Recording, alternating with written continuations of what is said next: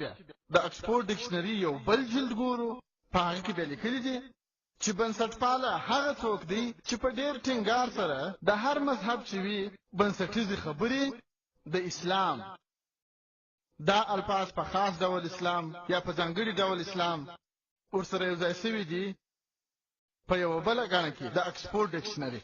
چې کله هم تاسو دغه توري بنسټپاله اوري نو یو دم به ستاسو ذهن ته راسي مسلمان، او ستاسو ذهن ته به راسي چې مسلمانان ټوله بنسټپاله دي، مسلمانان ټوله بنسټپاله دي. زه وجې رسنیو ته دا وایم، زه شدت پسنده یم، زه شدت خوښونکی یم، زه په شدت سره مهربان یم، زه په شدت سره مینه ناک یم، په شدت سره رحم کوونکی یم، او په شدت سره ایماندار یم. زه شدت خوښونکی یم، زه بې حده ایماندار یم، زه بې حده سخي یم، زه بې حده مینه ناک یم، بې حده حق خوښونکی یم. زه دا پوښتنه کوم چې یو انسان به هم ماته دا ثابته کړي چې بې حده ایمانداري غلط کار دی؟ دا په قرآن مجید کې لیکلي دي. موږ د نیم ایمان خاوندان کېدای نسو، موږ باید پوره ایمان ولرو. موږ د خپلې فایدې دپاره ایمان نسو کاروی. که چیرې زموږ فایده وه نو ایماندار یو، کوم فایده نه وه نو بې ایمانه یو. په قرآن شریف کې لیکلي دي چې تاسو باید پوره د ایمان خاوندان واوسئ. نو په دغه خاطر زه وایم چې زه شدت خوښونکی یم، زه یم شدت خوښونکی، خو مګر هغه شدت خوښوم چې انسانان وسمې لارې ته بیایي، چې د انسانیت لپاره رحمت دی نه زحمت. اکثر ځایونه موږ وینو چې مسلمانان بیریږي او وایي چې موږ بنسټپاله نه یو. زه بنیاد پرسته نه یم، زه شدت خوښونکی نه یم، دوی وبیریږي. زه دا وایم چې بعضي سرچپه واړوئ، بعضي پر دا بله خوا واړوئ، تر څو پورې به تاسې بیریږئ. او په ټوله دنیا کې زه هر وخت دغه وایم چې زه بنسټپاله یم، زه شدت خوښونکی یم، او تر څو پورې چې تاسې بنسټپاله نسی تر هغو تاسو یو ښه مسلمان کېدلی نسی. که ټوله انسانان په نړۍ کې بنسټپاله سي نو انشاءالله تعالی په دنیا کې به امن راشي. چې کله رسنۍ وایي چې اسلام د انسانیت لپاره زحمت دی، په داسې حال کې چې که تاسو سمه څېړنه وکړئ او د اسلام په تعلیماتو په ښه توګه عمل وکړئ نو اسلام د انسانیت لپاره رحمت دی. دا چې نن سبا رسنۍ وایي چې دغه بنسټپاله خلک مشکلات جوړوي او د انسانیت لپاره ستونزې پیښې کړي دي، په داسې حال کې چې که هر مسلمان بنیاد پرست یا بنسټپاله سي نو د انسانیت ټوله مشکلات به ورسره حل شي. که هر انسان یو شدت پسنده مسلمان سي، شدت خوښونکی مسلمان سي هر انسان، نو انشاءالله په نړۍ کې به صرف امن او سلامتی وي.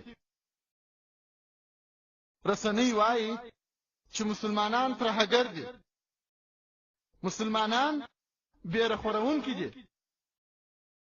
زه دا وایم چې هر مسلمان باید ترهګر وي، هر مسلمان باید چې ترهګر وي.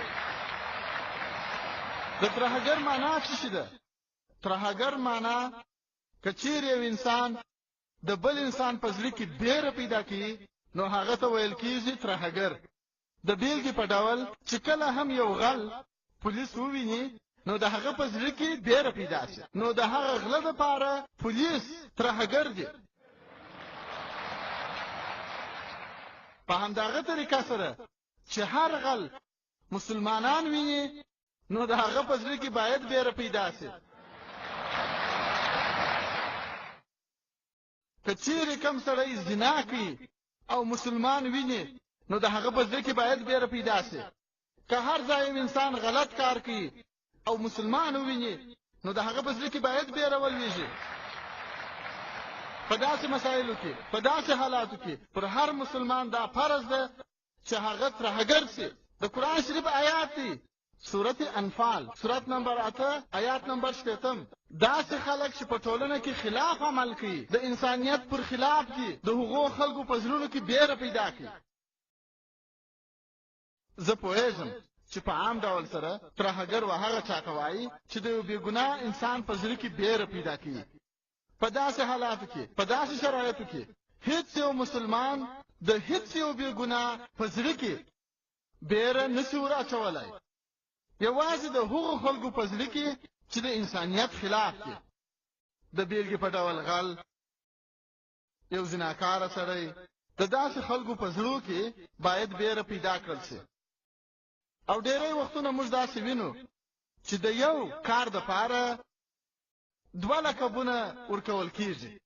هغه سړی، هغه یې کار یې، مګر 2 لقبه یې.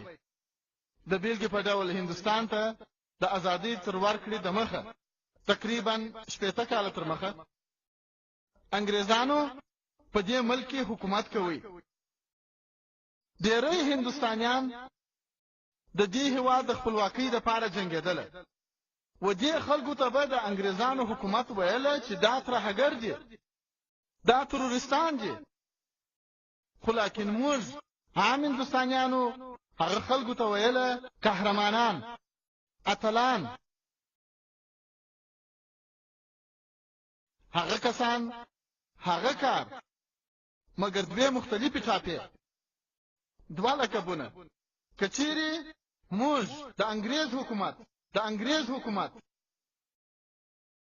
د نظر پلوي وکړو او دا ومنو چې انګریزانو حق درلودی پر هندوستان د حکومت کولو، نو موږ به بیا دا منو چې هغه خلک ترهګر وو. او که چیرې موږ د عام هندوستانیانو د نظر سره موافق یو او په دې باور یو چې انګریزان و هندوستان ته د تجارت لپاره راغلي وو، هغوی پر موږ باندې د حکومت کولو هیڅ حق نه درلودی، نو موږ بیا دا وایو چې هغه کسان قهرمانان وو، د ازادۍ جنګیالي وو.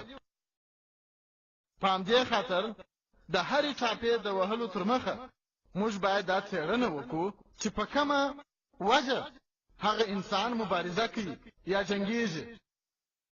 او نن په هغه خبري ناسته کې د حیدرآباد رسنیو زما څه دا پوښتنه کول چې دا مسلمانان هر وخت ترهګر ولیدي. نو ما په هغوی ته وویل چې د برټانیې حکومت، انګریز حکومت 80 کاله تر مخه و بګت سنګ ته ترهګر ویل. هغه ویل و ورته ویلې، ما ورته ویل ته منې؟ ویل یا زه خو نه منم. نو ما ورته ویل چې زه هم دا نه منم چې بګت سنګ ترهګر و، زه هم دا نه منم چې بګت سنګ تروریست و. نو ما د هغه څخه پوښتنه وکړله چې هغه وخت انګریزانو ویل چې بګت سنګ تروریست دی، تاسو نه منله، نو نن چې انګریزان وایي چې مسلمانان تروریستان دي، تاسو یې ولې ورسره منئ؟ نو هغه خبریال وخندله. نو ما هغه ته وویل چې د هندوستان په حالاتو ته خبر یې، خو د مسلمانانو په حالاتو نه یې خبر. ته په دې نه پوهېږې چې د لوېدیځې رسنۍ، امریکایي مطبوعات، برطانوي مطبوعات چې مسلمانانو ته ترورستان وایي، ته د هغه په شالید یا د هغه په پس منظر نه یې خبر، ته د مسلمانانو په حالات نه یې خبر. او تاسو به دا ډول مثالونه د نړۍ په تاریخ کې په څو واره ووینئ. د مثال په ډول په 19مه پیړۍ کې، په 19مه صدۍ کې، په 1815 کال کې امریکا تر تسلط لاندې وه. انګریزانو پر امریکا باندې حکومت کوي. ډېر امریکایان د خپل هیواد د ازادۍ دپاره جنګېدل، او برطانوي حکومت و امریکایانو ته ترهګر ویله. او تر ټولو لومړنۍ درجه ترهګر په هغه وخت کې د برطانیا و حکومت ته په هغه وخت کې وو جورج واشنګټن. داغه د لومړۍ درجې ترهګر چې د انګریزانو حکومت به بلې، یو څو کاله وروسته د هغه شخص څخه څه شي جوړ شو؟ د امریکا ولسمشر.